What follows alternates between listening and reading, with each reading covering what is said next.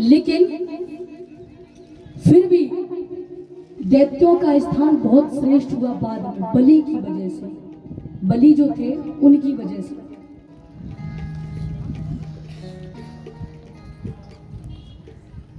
बलि कौन थे, ये छोटी सी कथा है। एक बार एक डाकू चोर चोरी करने जाता है, बहुत बड़ा डाकू है। तो उसे पता चला कि एक गांव में एक सेठ आ रहे हैं जंगल की रास्ते से और बहुत धन ला रहे हैं, तो एक बार चोरी कर लूंगा तो जीवन भर बैठ कर खाऊंगा।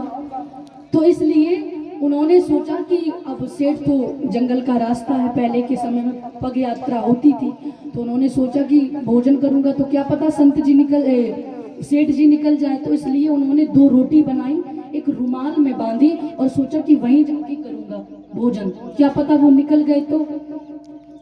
तो महाराज वहां पे जाने के बाद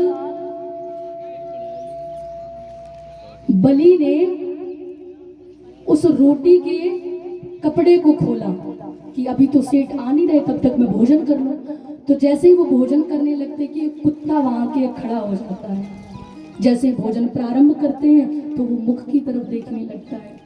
मुख की तरफ देखा तो उसको बहुत तरस आया, तो एक रोटी ली और उसको डाल दी। जैसे ही रोटी डाली तो वो कुत्ते ने खा ली, और जैसे ही दोबारा खाने लगते कि फिर दोबारा वो मुख की तरफ देखने लगे। तो बलि ने सोचा आज मेरा ऐसे ही ठीक है, ये भूखा है, इसको करा दो भोजन। तो दूसरी रोटी भी उसको डाल दी। वो रोटी बलि ने 2 घड़ी में खा ली। जो रोटी बलि ने डाली उस कुत्ते ने 2 घड़ी में खा ली, यानी 1 घड़ी में खा ली 24 मिनट में। तो इसके बाद वो सेठ आए, उसका धन चुराया, धन चुराने के बाद खूब आनंद किया, खाया पिया, और फिर अंत समय में मृत्यु हो गई। तो वो नर्क लोक पहुंचे। वहां जब नर्क लोक पहुंचे तो यमराज ने कहा कि बताओ इसकी लिस्ट खोलो, इसने क्या क्या किया। तो यमदूत बोले खुली रखी है, ऊपर से दिख रहा है। बोले क्या? बोले जीवन भर पाप किया है, चोरियां की है, लोगों को लूटा है। तो बोले कोई तो पुण्य किया होगा। बोले हाँ किया है। बोले क्या? बोले 1 घड़ी यानी 24 मिनट का पुण्य किया है इन्होंने, एक भूखे को भोजन कराया है, बस इतना पुण्य, बाकी पूरे जीवन में पाप किया है। तो यमराज पूछ रहे हैं बलि से कि एक बात बताओ, पहले पुण्य भोगना है कि पहले नरक में जाना है या स्वर्ग में जाना है? तो शुक्राचार्य जी जो बुरे कार्य करते दैत्यों के गुरु हैं, तो वो निकल कर जा रहे थे। तो उन्होंने देखा तो उन्होंने कह दिया कि पहले मुझे स्वर्ग जाना है, जो मेरा 24 मिनट का समय है पुण्य का, मुझे पहले स्वर्ग जाना है। बाद में उन्होंने इशारा किया और कहा कह दो कि स्वर्ग जाना है। बलि ने कहा कोई होंगे तो हितैषी, बुराई करने वाले के ज्यादा घनिष्ठ हो जाते, अच्छाई करने वाले के घनिष्ठ हो जाते। तो उन्होंने कहा कि मुझे स्वर्ग जाना है। स्वर्ग जाकर क्या करोगे? बोले इंद्रासन पर बैठना है।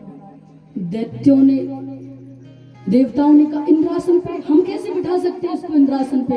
यमराज ने कहा उसके 24 मिनट का पुण्य है, वो बैठेगा इंद्रासन पे। 24 मिनट बाद इंद्र को समझाया गया कि तुम बैठ जाना, 24 मिनट की बात है, बस उसको बैठ जाने दो एक बार, ठीक है।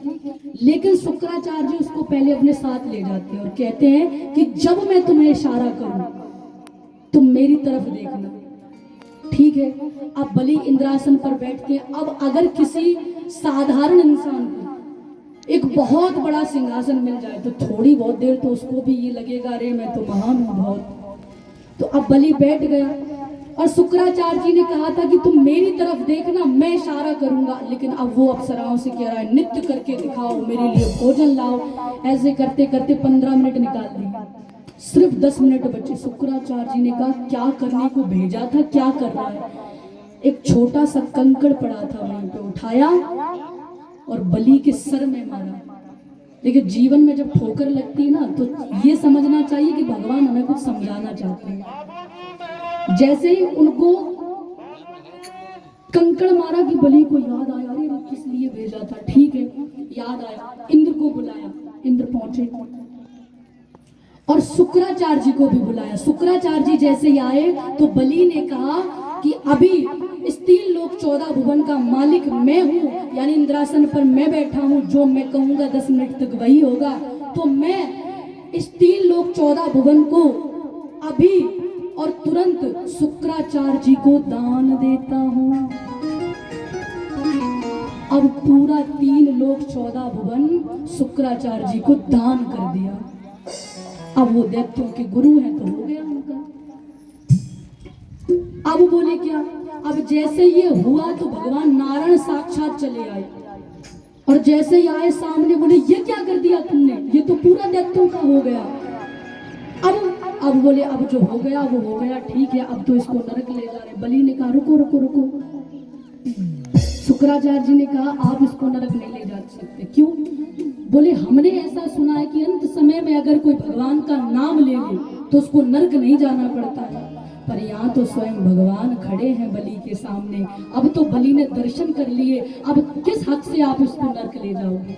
जब स्वयं साक्षात हरि के दर्शन हो गए, इसलिए बलि को नरक नहीं जाना पड़ा। तो ये है बलि की कथा।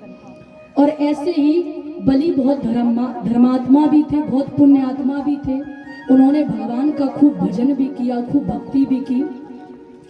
तो ऐसे करके समुद्र मंथन की कथा राजा परीक्षित बताते हैं। फिर इसके बाद इक्ष्वाकु वंश की कथा आती है। उसमें राजा नभग हुए, राजा नभाग हुए, अमरीश जी हुए और राम जी का जन्म हुआ इक्ष्वाकु वंश में। आप रामचरितमानस सुन रहे हैं तो आपको तो पता ही होगा, हमारे श्री स्वामी